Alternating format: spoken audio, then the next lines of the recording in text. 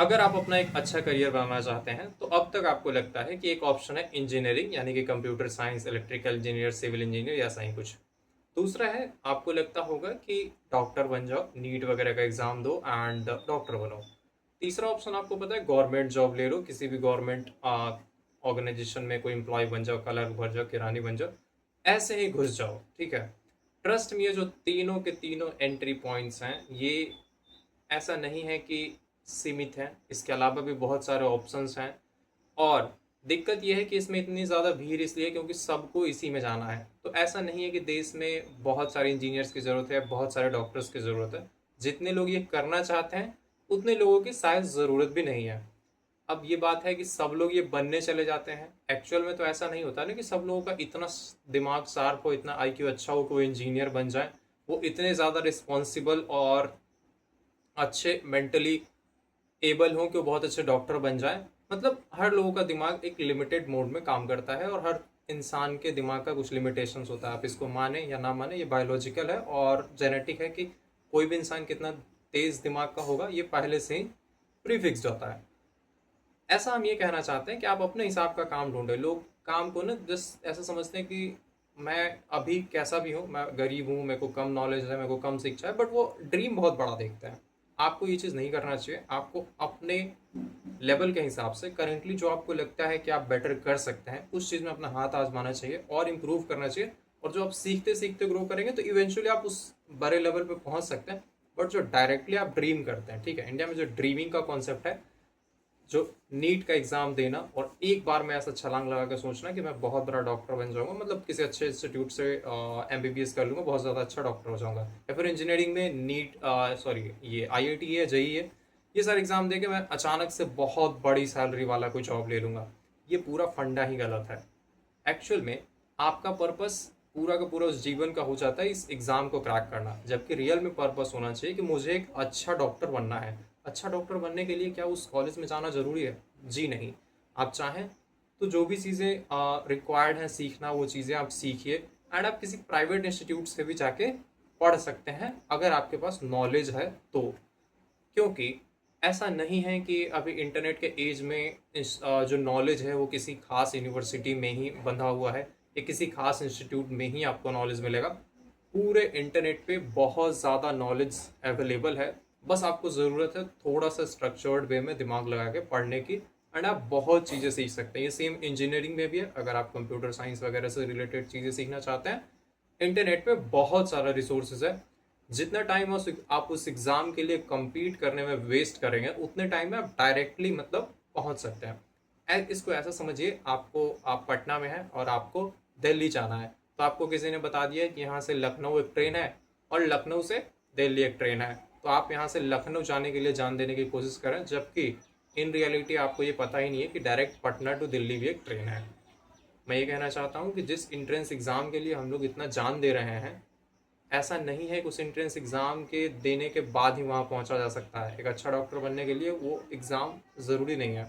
आप चाहें तो डायरेक्टली अगर आप चीज़ें सीख के पहुँचते हैं वहीं पहुँचेंगे दोस्त। तो ऐसा करना क्यों ज़रूरी है? क्योंकि लिमिटेड नंबर ऑफ सीट्स, आपको पता है इंडिया में रिसोर्सेज की बहुत कमी है। मतलब बहुत कमी नहीं है, ऐसा समझिए पॉपुलेशन बहुत ज़्यादा है।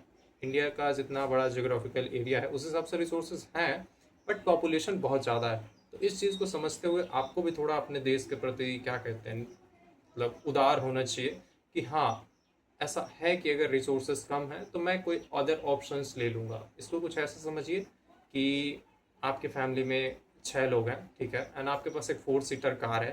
तो आपको कहीं पार्टी में जाना है, तो आप 2 लोग क्या करेंगे, यही डिसाइड करेंगे कि चलो आप 4 लोग कार से चले जाओ, मैं बाइक से पीछे से आ जाता हूँ। ये क्या था? अंडरस्टैंडिंग। तो ये अंडरस्टैंडिंग इंडियंस में है नहीं।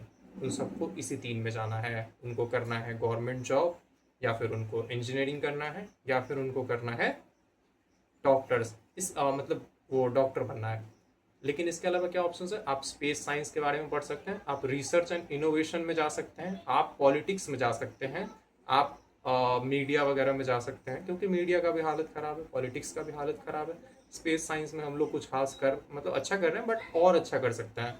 इसके अलावा बिजनेस में जा सकते हैं, स्टार्टअप्स में आते हैं, इस सब में कौन जाएगा? इसीलिए इस सब चीज़ों में आपको दिखता है कि इंडिया पीछे है। क्यों? क्योंकि इंडियंस 3 चीज़ों के पीछे पड़े हैं।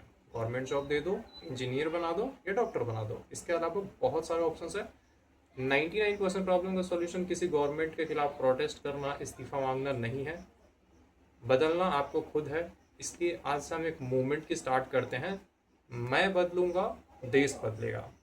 यानी मैं बदलूंगा, देश बदलेगा। सबसे पहले आप खुद को बदलिए। जिस गोल के पीछे आप भाग रहे हैं क्या वो सच में ज़रूरी है? नहीं।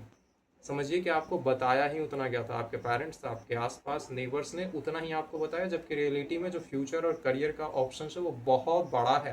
ठीक है, तो आप उन सभी चीज़ों को भी एक्सप्लोर करें। एंड उम्मीद है ये वीडियो आपको बकवास नहीं लगा होगा, क्योंकि इसमें बहुत सारा चीज़ जो है हम बिना किसी स्क्रिप्ट के डायरेक्टली बस बता रहे हैं। ऐसे और वीडियोस हम लोग लाएंगे, बट इस पूरे कॉन्सेप्ट का एक ही मकसद है, मैं बदलूंगा, देश बदलेगा। आप खुद पे ध्यान दीजिए एंड खुद क्या इम्प्रूवमेंट कर सकते हैं उस पर सोचिए, बजाय इसके कि आप अपने हालातों का जिम्मेवार किसी और को कहें। अगर आप इस मूवमेंट का पार्ट बनना चाहते हैं तो सबसे ज़रूरी चीज़ जो आपको करनी है, मैं अपने हालातों का जिम्मेवार किसी और को नहीं कहूँगा। यानी आपके जो भी प्रॉब्लम्स हैं, या फिर आप दिक्कत में हैं, या फिर आपकी कुछ भी समस्या है, इसका जिम्मेवार आप किसी और को नहीं कहेंगे। मतलब आप अपने हालात, अपने सिचुएशन, अपने पोजीशन की 100% जिम्मेवारी खुद लेते हैं, और इसको फिक्स करने के लिए भी जो चीज़ सामने आएगा, जो करना पड़ेगा, डू इट। एंड मेरा बात करें, अगर डू इट में मेरा मतलब ये नहीं कि आप प्रोटेस्ट करने लगे, झंडा लेके दौड़ने लगे, इससे नहीं होता भाई। अल्टीमेट गोल है, अगर आपको गवर्नमेंट नहीं अच्छा लग रहा है तो आप पॉलिटिक्स में जा सकते हैं। एक नेचुरल वे है, इलेक्शंस होता है, उससे आप गवर्नमेंट में आ सकते हैं। ये एक बेस्ट तरीका है। गवर्नमेंट हटाने के लिए आप प्रोटेस्ट करके अच्छा मतलब वही पिटाई विटाई पड़ेगा और क्या ही होगा। बट अगर आप रियल में चाहते हैं कि अच्छी गवर्नमेंट हो, तो भाई आप पॉलिटिक्स में जाओ, जनता से बात कीजिए, क्योंकि जनता ही सरकार बनाती है ना, तो आप भी सरकार बन सकते हैं। Try that way, but protest not good. आपकी मर्जी है, बट ऐसा इफेक्टिव नहीं होता। क्योंकि जब भी आप देखते हैं किसी देश में प्रोटेस्ट होता है, मतलब कोई आंदोलन होता है, और उसके बाद जो सरकार बनता है, चाहे वो कहीं की भी सरकार हो, वहाँ पे सिविल वॉर हो जाता है, एक अनस्टेबिलिटी आ जाता है कंट्री में। मतलब बहुत इधर उधर क्योस रहता है, कोई किसी से लड़ रहा है, कोई किसी को मार रहा है। ये चीज़ इफेक्टिव नहीं होता किसी भी अच्छे देश के लिए। प्रोटेस्ट इफेक्टिव नहीं है। प्रोटेस्ट से किसी का भला नहीं होता। जितना अच्छा अब हो सकता है गवर्नमेंट हटा के दूसरा गवर्नमेंट ले भी आए, बट कुछ जो वो ऐसे ही क्या बोलते हैं, जुगाड़ वाली गवर्नमेंट आएगी, वो कुछ खास कर नहीं पाएगी। इससे बेस्ट चीज़ है एक डेमोक्रेटिकली आप प्रॉपर इलेक्शन कैंपेन करें, जनता का वोट्स लें, और फिर जाके जब आप सरकार बनाते हैं तो वो कुछ सच में इफेक्टिव काम कर सकती है। बट प्रोटेस्ट के बाद वो ज़बरदस्ती बनाई वाली गवर्नमेंट ना, वो ना काम कर पाएगी।